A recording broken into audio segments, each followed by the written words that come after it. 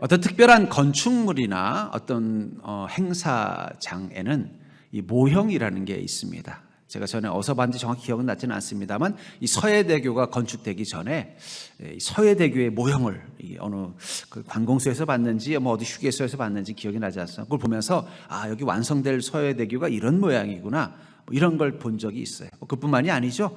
어떤 큰 건물이나 이런 것들은 그 건물이 완성되기 전에 모형이라는 것을 가지고 있고, 건물이 완성된 후에도 그 모형은 계속 보관되어 있는 것을 봅니다. 이처럼 성경에도 모형이라는 게 있어요.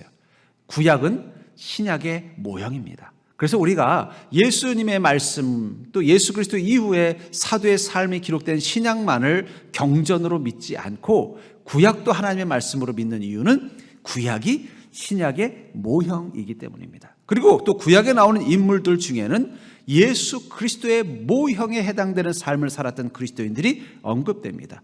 뭐 예를 든다면 노아도 바로 예수 그리스도의 모형이죠. 바로 인류를 구원하시는 하나님, 심판 속에서 인간을 구원하시는 하나님이신 예수님의 모형으로서 노아를 언급하기도 하고요. 또 다윗, 이 땅에 하나님의 나라를 세워가는 왕으로서의 어떤 역할로서의 모형으로서 다윗을 보기도 하고, 또 아브라함, 믿음의 조상으로서 믿음의 그 계보를 잇도록 만들어주는 그 출발점, 근원샘이 되는 존재로서의 예수님을 말할 때도 아브라함을 언급하기도 하고요. 또 오늘 본문에 나온 이 모세, 바로 이 애굽에서 그 바로 왕의 압제 가운데 고통받고 있던 이스라엘 민족을 구원하는 그 하나님의 특별한 왕되심, 이 다스림을 상징하는 이 모세를 통해서도 예수 그리스도를 볼 수 있도록 모형으로 사용하고 있는 것입니다. 오늘은 종려주일입니다. 종려주일은 예수님께서 예루살렘의 왕으로 입성하신 날을 기념하기 위해서 행하는 특별한 주일입니다. 이때 2000년 전 예루살렘에서는 많은 사람들이 예수님이 나귀 타고 오실 때 그의 앞에 겉옷을 벗어서 길에 카펫을 깔듯이 깔고, 또 종려나무 가지를 흔들면서 주님이 오심을 찬양했다라고 성경은 기록하고 있어요. 그것을 기념하기 위해서 우리가 종려주일을 선포한 것입니다. 그 종려주일의 모형에 해당되는 게 무엇일까 하다가 제가 본 게 이 출애굽기에서 바로 모세가 바로의 궁전으로 돌아가는 장면입니다.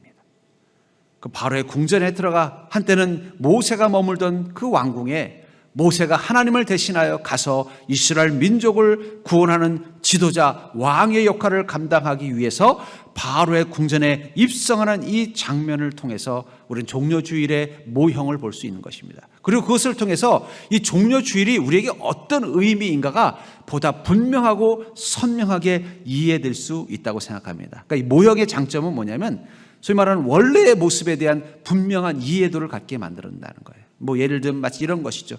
내가 가지고 있는 물건이 진품인가를 구분하는 가장 좋은 법은 가품하고 비교해 보면 되는 것처럼, 이 종려주일이 우리에게 어떤 의미인가를 보다 분명하게 이해하기 위해서 이 종려주일의 모형이 될 수 있는, 바로 모세가 바로의 궁전으로 입성하는 이 장면을 통해서 예수님께서 예루살렘에 입성하신, 왕으로 입성하신 것이 어떤 의미인지를 우리가 바로 깨닫는다면 우리는 이 종려주일을 보다 의미 있게, 가치 있게 보낼 수 있다고 생각합니다. 특별히 이 종려주일은 예수님께서 이 땅 가운데 왕으로 오셨다는 것을 선포하는 시간이며 그것을 함께 기뻐하는 시간이었다면, 예수님께서 우리의 왕으로 오셨다는 것은 구체적으로 어떤 의미일까?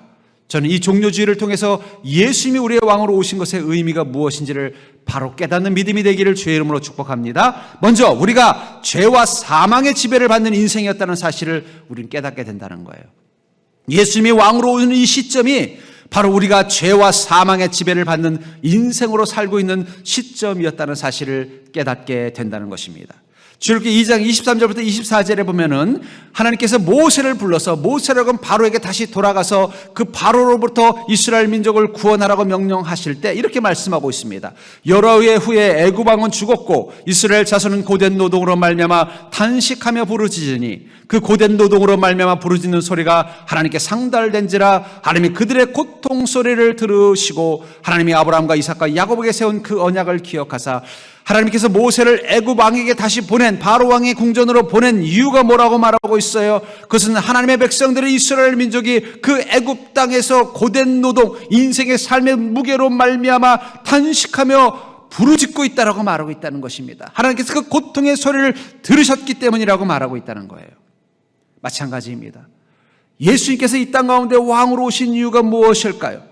마태복음 21장 9절에 보면은 예수님께서 이 종려주일 예루살렘에 입성하는 장면을 이렇게 말하고 있습니다. 앞에서 가고 뒤에서 따르는 무리가 소리 높여 이르되 호산나 다윗의 자손이여 찬송하리로다. 주의 이름으로 오시는 이여 가장 높은 곳에서 호산나 하더라. 예수님이 이 나귀를 타고 입성하실 때 옆에 있었던 많은 사람들이 막 기뻐가지고 다윗이여 찬송하라 하면서 막 종려가지를 흔들고 막 퍼레이드를 하듯이 신나하는데 누가 그렇게 환호했을까요? 예루살렘에 있는 모든 유대인들이 다 그렇게 하지는 않았을 것입니다. 그렇다면 예수님이 그 예루살렘에 입성하던 그 자리 옆에서 주님의 오심을 환호하고 환성으로 탄성으로 환호하던 그들은 어떤 사람이었을까요? 그들은 적어도 죄와 사망의 고통 가운데 있었던 사람이라는 거예요. 인생의 짐으로 말미암아 고통받고 있는 고난 속에서 주님이 오시기를 간절히 바랬던 이들만이 예수님의 오심의 소식을 듣고 그 자리에서 종려나무 가지를 흔들면서 주님을 환영했을 것입니다. 어쩌면 그들의 그 환송소리가 예수님의 귀에는요, 기뻐서 신나서 부르짖는 소리가 아니라 그들의 내면 속에 있는 고통의 소리로 들렸을지도 몰라요.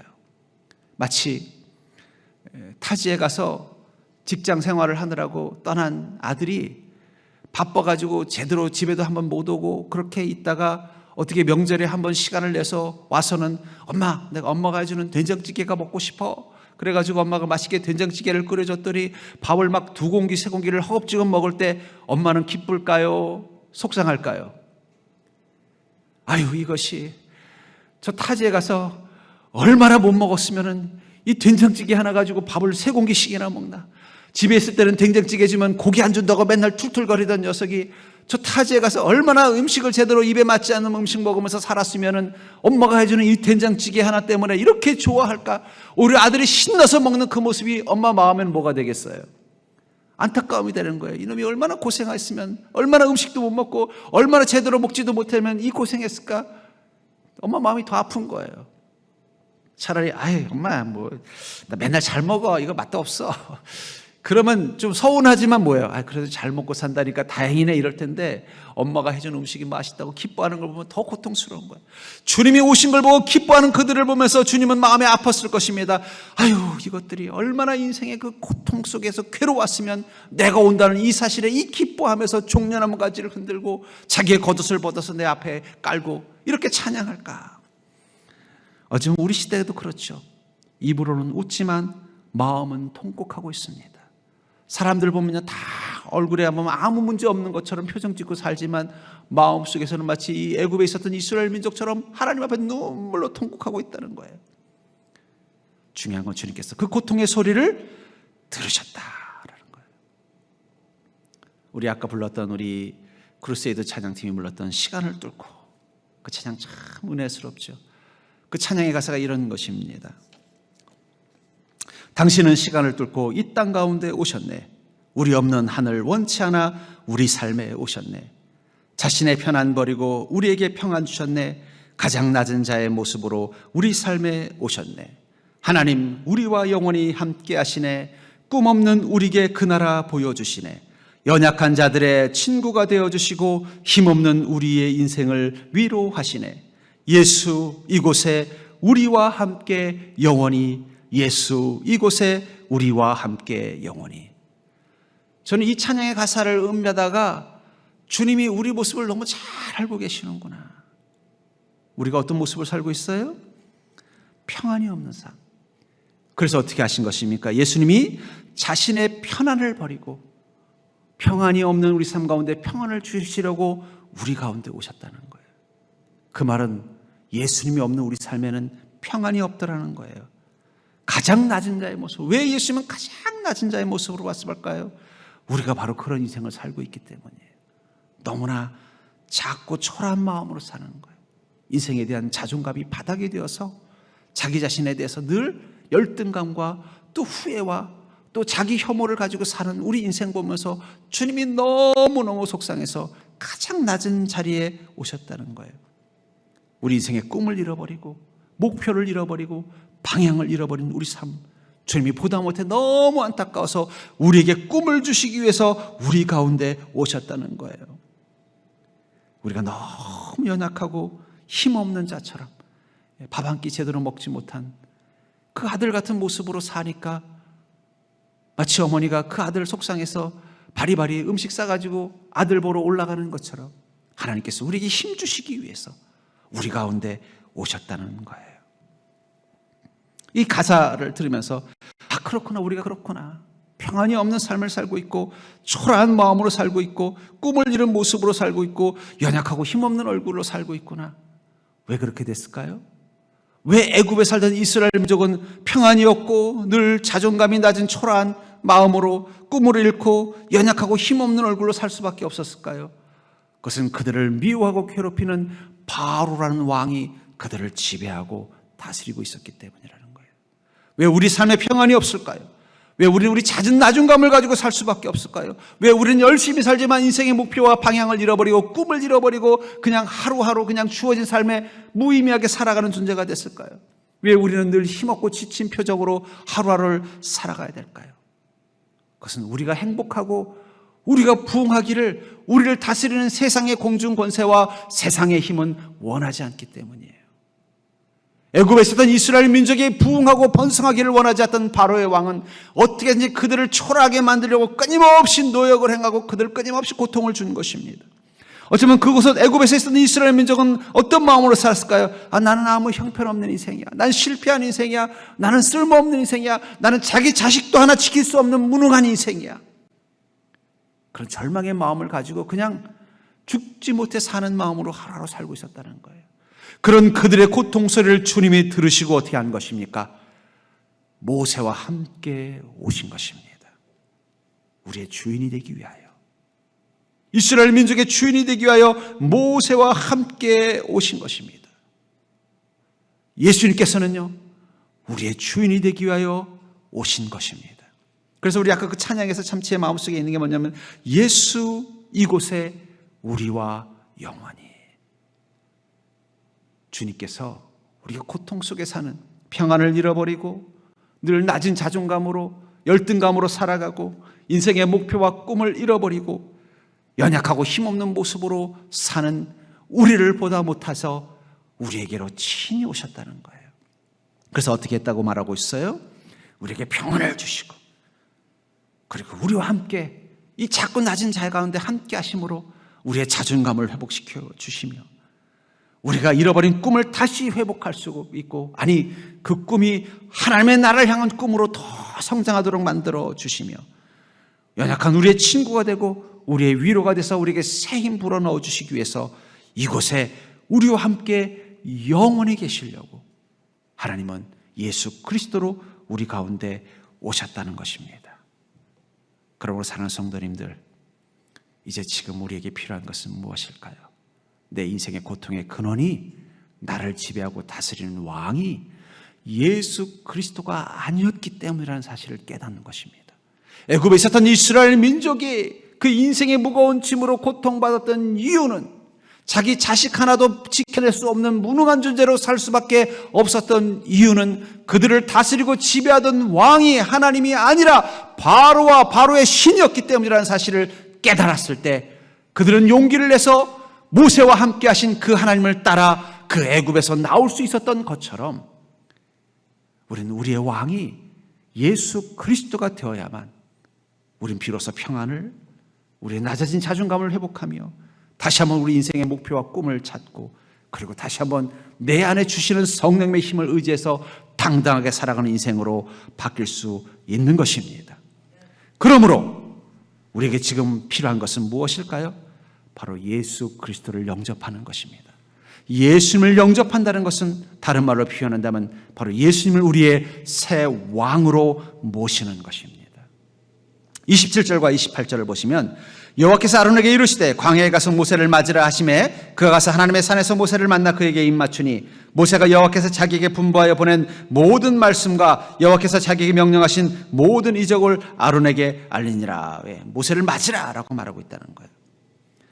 이 말은 이미 이 아론과 또 이 각 지파의 장로들의 마음속에 지금 이 하나님을 기다리고 있었다는 뜻입니다.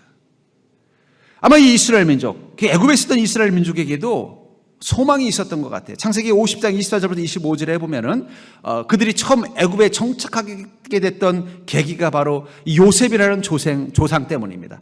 요셉이라는 조상이 이 애굽의 총리가 되어서 가나안의 그 흉년으로 어려움 속에 있었던 자신들의 가족들을 다 불러서 애굽에서 정착하게 만들었어요. 그때부터 거기서 바로 이스라엘 민족은 한 가정에서 한 민족으로 성장해 나갔던 거예요.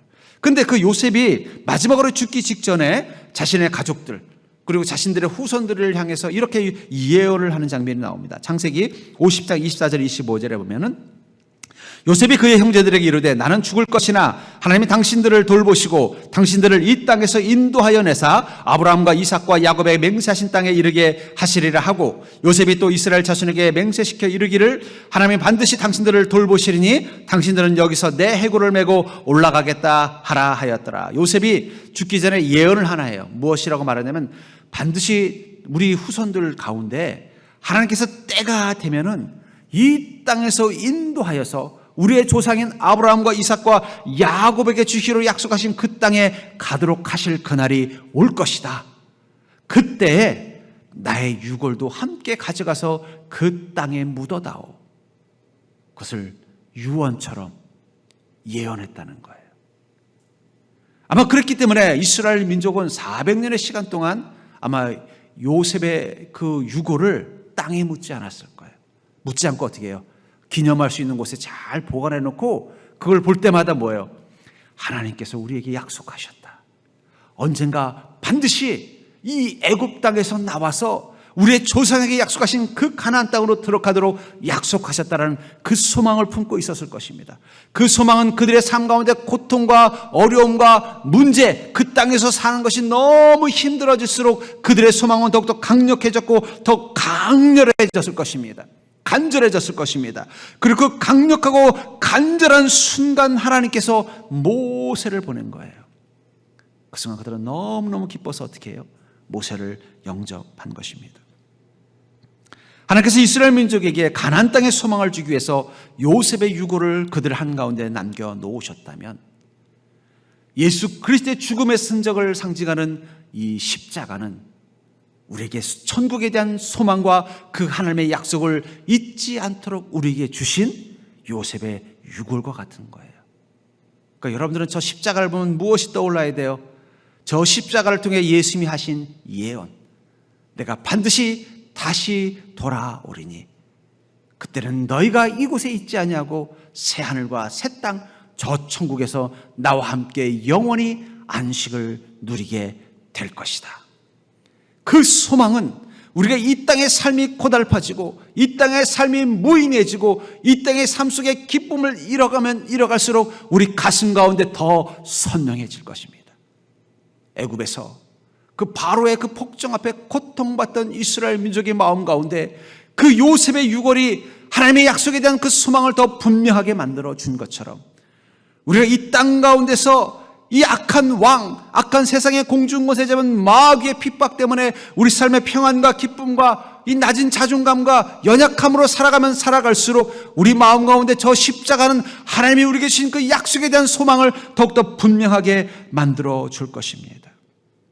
그리고 하나님께서 그 약속을 보여주시기 위해서 예수 그리스도를 마치 이스라엘 민족에게 모세를 통해서 그들을 그 고통에서부터 건져내신 것처럼 예수 그리스도를 통해서 우리가 이 땅에서 저 천국으로 가는 인생으로 나아갈 수 있도록 인도하시기 위하여 예수님을 우리의 왕으로 세우신 것입니다. 그래서 계시록 7장 16절부터 17절에 보면은 그들이 다시는 줄이지도 아니하며 목마르지도 아니하고 해나 아무 뜨거운 기운에 상하지도 아니하리니 이는 보좌 가운데 계신 어린 양이 그들의 목자가 되사 생명수 샘으로 인도하시고 하나님께서 그들의 눈에서 모든 눈물을 씻어 주실 것임이라. 우리에게 오신 그 새 왕이신 예수님은 목자와 같은 왕이다라고 말하고 있다는 거예요. 목자와 같은 왕이라는 건 어떤 모습일까요? 양과 목자는 불가불의 관계입니다. 양은 철저히 목자를 의지할 수밖에 없어요. 목자가 그날따라 맑은 샘물로 인도하면 양은 그날따라 시원하고 맑은 샘물로 그 마른 목을 채울 수 있는 것입니다. 목자가 그날따라 아주 좋은 풀이 있다는 그런 곳으로 양을 인도하면요, 그날은 배불리 좋은 풀을 먹고 기분 좋은 삶을 사는 거예요. 뜨거운 때 앞에서 목자가 그날은 시원한 나무 그늘로 인도해 주시면은 그들은 나무 그늘 아래서 편안하게 안식을 취할 것입니다. 만약에 목자가 코로나에 걸려서 2주간 격리되면요, 양들도 2주간 격리해야 되는 거예요. 그게 주님과 우리의 관계가 된다는 거예요. 예수님께서 우리의 왕이 되신다는 것은 그분이 우리에게 선한 목자가 되셔서 우리를 인도하심을 따라 가는 인생으로 바뀌었다는 것을 뜻하는 것입니다. 그래서 어떻게 된다고 말하고 있어요? 너희들이 예수 그리스도를 너의 왕으로 모시고 사는 존재가 된다면 그분은 너희 인생 가운데 선한 목자가 되셔서 다시는 줄이지도 아니하며 목마르지도 아니하며 아무 해나 어떤 뜨거운 기운에 상하지도 않을 것이다. 어린 양이 그들의 목자가 되사 생명수 샘으로 인도하며 그들의 눈에서 모든 눈물을 씻어 주실 것이다. 여러분들, 예수님께서 우리의 왕이 되어야만 우리의 모든 목마름은 사라질 것입니다.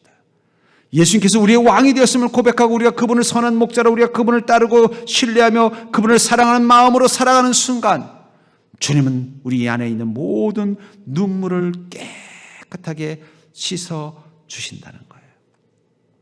이 종려 주일은 예수님이 나의 목자이심을 고백하는 것입니다. 양이, 한번 생각해 보세요. 양이 어떤 주인이 있었는데 이 고약한 주인을 만나가지고 막 제대로 먹지도 못하고 제대로 먹게 관리도 안 해줘가지고 그냥 막 털이 막 엄청나게 자라가지고 이게 막 떡이 지고 제대로 먹지를 못해서 막 영양실조에 걸려 있는 걸 보다 못한 이웃 목자가 아이고 그 양들을 그렇게 키우려면 뭐하러 그 데리고 있냐, 그러다 굶어 죽으면 그러니까 차라리 나한테 파시오 해가지고 그 악한 목자로부터 그 양을 비싼 값에 샀다고 한번 가정해 볼게요. 처음에는요, 이 양이 악한 목자에게 괴로움을 당하다 보니까 목자를 믿지 못하는 거예요. 그리고 늘 힘들고 지쳐있는 마치 그 유기된 유기견처럼 그런 두려움을 가지고 이 새 목자를 바라봤는데, 이 목자가 자기를 위해서 옆에서 극진히 치료해주고 그 몸을 깨끗이 씻겨주고 좋은 풀을 먹여주고 맑은 샘으로 인도하고, 그러면서 어느 순간 자기 마음 가운데 인제야 진짜 나를 사랑하는 참 목자를 만났구나, 그 마음이 들면 그 다음부터 어떻게 될까요? 그 양은 목자의 소리만 들어도 달려갈 것입니다. 그 양은요, 목자가 가는 곳에 따라다닐 거예요. 그것을 요한복음 10장 26절부터 28절은 이렇게 말합니다. 너희가 내 양이 아니므로 믿지 아니하는도다. 내 양은 내 음성을 들으며 나는 그들을 알며 그들은 나를 따르리니라. 내가 그들에게 영생을 주노니 영원히 멸망하지 아니할 것이요 또 그들을 내 손에서 빼앗을 자가 없느니라. 지금까지 우리 인생을 지배하고 다스렸던 악한 목자, 그것은 세상의 권세요, 마귀요, 죄와 탐욕이었습니다. 그것들은 우리를 피폐하게 만들고 우리 삶을 불행하게 만들고 우리 삶을 늘 목마르게 만들었어요. 근데 이제 우리에게 새 목자가 되신 예수 그리스도가 오셨습니다. 그분을 우리의 목자로 받아들였다는 것은 우리가 그분의 양이 되었다는 것을 뜻하는 것이고, 그분의 양이 됐다는 것은 어느 순간 주님의 음성을 들을 때마다 그 음성이 내 목자의 음성으로 들린다는 거예요. 그러니까 어떻게 돼요? 나는 그들을 알며 그들은 나를 따르리니. 우린 주님의 음성을 듣고 날마다 그분을 따라가는 인생으로 바뀐다는 거예요. 그 순간 어떻게 된다고 말하고 있어요? 모든 눈물을 씻어주시고 생명샘으로 인도하는 선한 목자와 함께하는 양의 기쁨을 우리는 누리게 된다는 것입니다. 그러므로 사랑하는 성도님들, 여러분들의 인생의 목마름, 여러분들의 인생의 외로움, 여러분들의 인생의 고단함과 피곤함은 여러분들이 무능해서만 그런 게 아니라 목자를 잘못 만나서 그런 거예요. 죄와 사망, 그 바로와 같은 우리가 행복하고 부흥하기를 원하지 않는 마귀와 같은 권세가 우리를 지배하고 다스리기 때문입니다. 그렇다면 어떻게 될까요? 우리를 너무나 죽기까지 사랑하셨던 예수 그리스도를 우리의 왕으로, 우리의 참된 목자로 영접하고 그분의 음성에 귀를 기울이고 그분을 따라서 사는 삶으로 바뀌는 것입니다. 그게 바로 믿음의 삶을 사는 거예요. 그 순간 우리는 성령님께서 우리를 생명샘으로 인도하는 것을 느끼며 우리 안에 있는 모든 눈물을 흘리게 하는 고통으로부터 우리를 위로하시고 싸매시고 치유하시는 은혜를 경험하게 된다는 것입니다. 특별히 인생의 문제로 고통받는 10년 가운데 예수님의 십자가는 우리의 고통을 공감하시는 하나님의 사랑임을 우리는 깨닫게 된다는 것입니다. 예수님의 십자가는 우리의 고통을 공감하시는 하나님의 사랑임을 뜨겁게 느껴지게 된다는 것입니다. 31절을 보시면 백성이 믿으며 하나님께서 이스라엘 자손을 찾으시고 그들의 고난을 살피셨다 함을 듣고 머리 숙여 경배하였더라. 그들이 경배했던 이유가 뭐라는 거예요? 하나님께서 우리의 고난을 살피셨다는 사실을 듣는 순간 그들은 너무너무 기뻐서 주님을 경배했다는 거예요. 예루살렘에서 주님을 찬양했던 이스라엘 사람들도 그 예수님이 자신들의 그 고난을 살피시는 하나님의 사랑인 것을 깨달았기 때문에 그들은 너무나 기뻐서 그분을 경배한 것입니다. 이 조선시대 때 왕들은 이 잠행이라는 것을 합니다. 이 잠행이라는 건 뭐냐면 왕이 백성들의 삶을 살피기 위해서 왕의 옷을 벗고 그냥 평범한 백성의 옷으로 자신의 옷을 갈아입고는 백성들이 사는 그 마을에 들어가서 자신이 왕인 것을 숨기고 그냥 평범한 백성처럼 행동하면서 그들과 대화하고 그들의 삶을 관찰하는 거예요. 그래서 그들이 어떤 고통을 가지고 있고 어떤 것을 왕에게 바라고 있으며 그들이 어떤 마음의 상태로 살고 있는지를 확인하고 그것을 통해서 선한 왕으로서의 역할을 감당하기 위해서 무엇을 해야 되는지 지혜를 얻기 위해서 이 잠행을 하는 것입니다. 어쩌면 왜 하나님께서는 이 땅 가운데 가장 낮은 자의 모습으로 오셨을까요? 요한복음 3장 16절부터 17절에 보면은 하나님이 세상을 이처럼 사랑하사 독생자를 주셨으니 이는 그를 믿는 자마다 멸망하지 않고 영생을 얻게 하려 하심이라. 하나님이 그 아들을 세상에 보내신 것은 세상을 심판하려 하심이 아니요 그로 말미암아 세상이 구원을 받게 하려 하심이라. 왜 하나님께서는 예수님으로 오셨는가? 그것은 하나님의 잠행입니다. 가장 낮은 자의 모습.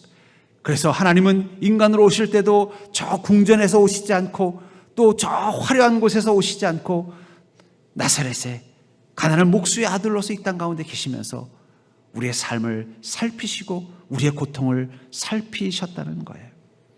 그래서 마태복음 1장 5절에 보면은 이 예루살렘 성전으로 오시던 그 예수님을 이렇게 설명하고 있죠. 시온의 딸에게 이르기를 내 왕이 내게 임하나니 그는 겸손하여 낙이 곧 멍에 매는 짐승의 새끼를 탔도다. 왜 화려한 말을 타지 않고 화려한 황금 마차를 타지 않고 초란 어린 나귀를 타고 오신 이유가 뭐라는 거예요? 예수님께서 이 땅 가운데 왕으로 오신 목적은 마치 이 조선시대 때 왕이 잠행을 통해서 그 가난하고 어렵고 힘든 백성들의 삶을 이해하고 공감하고 그들을 위해서 내가 어떤 선을 베풀어야 되는지를 깨닫게 하기 위해서인 것처럼 주님께서 겸손의 왕으로 오신 이유는 우리를 어떻게 하신 것인가? 고통받고 있는 우리를 그 속에서 우리의 삶을 이해하고 공감하면서 그들이 우리를 사랑하시기 위해서라는 거예요. 베드로서 2장 24절에 보면 친히 나무에 달려 그 몸으로 우리 죄를 담당하셨으니 이는 우리로 죄에 대하여 죽고 의에 대하여 살게 하려 하심이라. 그가 채찍에 맞음으로 너희는 나음을 얻었나니. 그렇기 때문에 예수 그리스도의 십자가 나무는요, 주님께서 우리 인생의 고통 가운데 공감하시기 위하여 우리 고통 한가운데로 들어오신 거예요. 예수님께서는 그 십자가 시간들을 통해서 인생의 십자가 앞에서 늘 고통받고 사는 우리 인생을 가장 낮은 곳에서 함께 아파하고 공감하기 위해서라는 거예요. 그리고 주님께서 친히 우리의 고통 가운데 대신 매를 맞음으로 그가 채찍에 맞음으로 너희는 나음을 얻었나니. 얼마 전에 토픽을 보니까 어떤 어린 아이가 소년이 암에 걸린 거예요. 암에 걸리면 항암 치료를 받게 되면 머리카락이 다 빠진다고 합니다. 그러니까 어린 아이가 머리카락이 없으니 얼마나 참 본인이 속상하겠어요. 그걸 보고 마음이 아팠던 아버지가 이렇게 머리를 다 삭발을 하고 함께 했다는 거예요. 그 얘기를 듣고 친한 이웃들도 다 머리를 삭발했다는 거예요. 그 어린 소년이 받는 고통 가운데 함께 하기 위해서. 왜 예수님께서 이 땅 가운데 십자가를 쳤는가? 그것은 그 십자가에서 당하는 고통 같은 고통을 우리가 경험하고 살고 있기 때문에, 어쩌면 그 십자가에서 고통의 절규를 외친 것은 예수님이 아니라 우리 인생의 십자가 앞에서 괴로워하는 우리의 신음소리예요. 어쩌면 그 십자가에서 예수님께서 흘리신 물과 피는 예수님의 물과 피가 아니라 우리 마음에서 흘리는 피눈물이에요. 주님은 그것에 함께 하시기 위해서 주님은 굳이 올라가시지 필요가 없음에도 불구하고 그 십자가에서 그 대못에 박히는 고통, 옆구리에 창을 찔리는 고통, 사람들에게 수모를 당하는 고통을 당하며 그곳에서 피와 물을 흘리신 것입니다. 그것은 철저히 우리의 고통 가운데 함께 하시는, 우리의 고통에 공감하시는 주님의 사랑을 보여주시기 위해서, 마치 그 백혈병 암에 걸려서 머리가 없는 그 소년과 함께하기 위해서 학교 친구들이 함께 머리를 자르고 그 이웃들이 함께 머리를 자르는 것처럼 주님께서 직접 친히 그 십자가에 달리신 것입니다. 그렇기 때문에 여러분들, 예수께서 십자가에 달리신 이 사건을 우리는 어떤 눈으로 봐야 될까요? 지금까지 예수님의 그 십자가에 달려 돌아가신 사건을 다룬 영화들이 많이 있지만 제 마음속에 제일 힘들었던 영화는 그 멜 깁슨이 감독한 지저스 크라이스트예요. 왜냐하면 주님께서 그 십자가의 고통을 당하신 모습을 너무너무 리얼하게 다뤘어요. 그걸 볼 때마다 막 마음이 너무 불편해요. 좀 순화된 옛날 영화가 더 나은 것 같아요.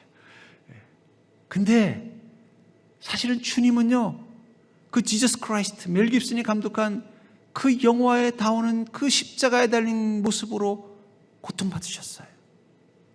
그리고 주님께서 그런 고통을 당한 것은 어쩌면 그 표정, 그 피 흘리고 가시 면류관을 쓰고 피 흘리시는 주님, 그 십자가에 달려있는 그 너무나 힘들고 고통스러운 그 주님은 주님이 아니에요. 바로 우리 안에 있는 내면의 우리의 고통이에요. 그 고통을 주님이 알고 있다는 것을 주님은 그 십자가를 통해서 우리에게 보여주신 것입니다. 여러분들의 그 고통, 남들에게는 말할 수 없는 그 고통, 그 아픔, 그 외로움, 그 절망, 그 피눈물을 주님은 십자가 위에서 이렇게 말씀하고 있는 거예요. 나는 다 알고 있다. 나는 다 알고 있다. 너의 아픔과 고통, 남들에게 말할 수 없는 그 십자가와 같은 고통, 나는 다 알고 있다.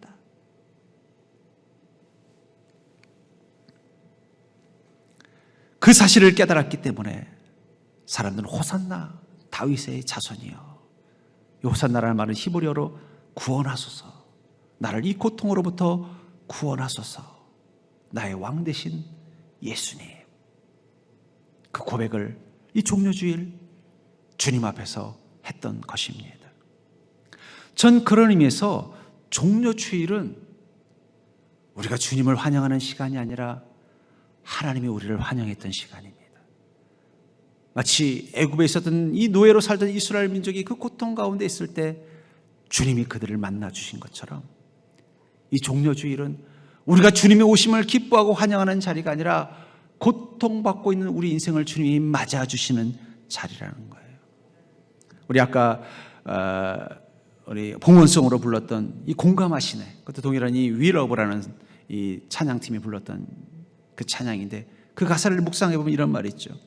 혼자서만 세상을 사는 듯이 주가 멀어 보이기만 할 때 우리는 바라보아야 하네 우리에게 오셨던 그 주님을. 주님이 우리의 아픈 마음을 아시네. 가까이서 우리의 아픔에 공감하시네. 우리 가운데 찾아오셨던 그 주님이 우리의 모든 상황에 공감하시네. 우리가 그리스도인이 되었음에도 불구하고 우린 때로는 혼자서만 세상을 사는 것처럼 깊은 외로움과 고독을 느낄 때가 있습니다. 그때 우리는 나를 외롭게 하는 사람들을 바라봐봤자 더 외로워요. 누구를 바라봐야 될까요? 주님을 바라봐야 된다는 거예요. 어떤 주님입니까? 그 고통 한가운데 있는 우리 가운데 우리의 고통 소리를 들으시고 우리에게 오셨던 그 주님. 오직 그 주님만이 우리의 아픈 마음을 아십니다. 오직 그 주님만이 우리의 가장 아픈 곳 가까이에 오셔서 우리의 아픔 가운데 공감하십니다. 오직 그 주님만이 이 세상 가운데 눈물을 흘리고 있는 우리를 찾으셔서 우리 가운데 오셔서 우리의 모든 상황 가운데 공감하신다는 거예요. 이 종료주일은 바로 그 주님이 눈물 흘리고 고통받고 있는 우리 가운데 가까이 오신 시간입니다. 그리고 우리 마음 가운데 함께 아파하시면서 공감하는 시간이라는 거예요.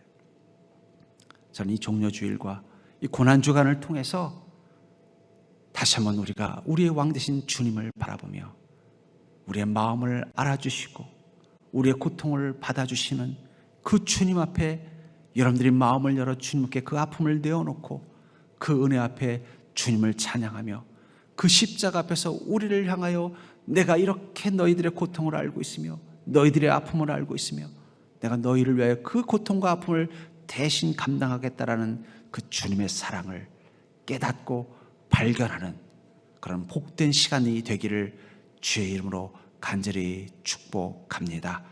지금도 주님은 가까이서 여러분들의 아픔을 공감하고 계십니다. 지금도 주님은 가까이서 여러분들이 흘리는 고통의 절규 가운데 함께 십자가에 달려 계시고 여러분들이 흘리는 핏물 가운데서 함께 피와 물을 흘리고 계십니다. 그 하나님이 여러분들의 하나님이심을 여러분들이 믿고 깨닫는 기쁨이 여러분들 가운데 있기를 주의 이름으로 간절히 축원합니다.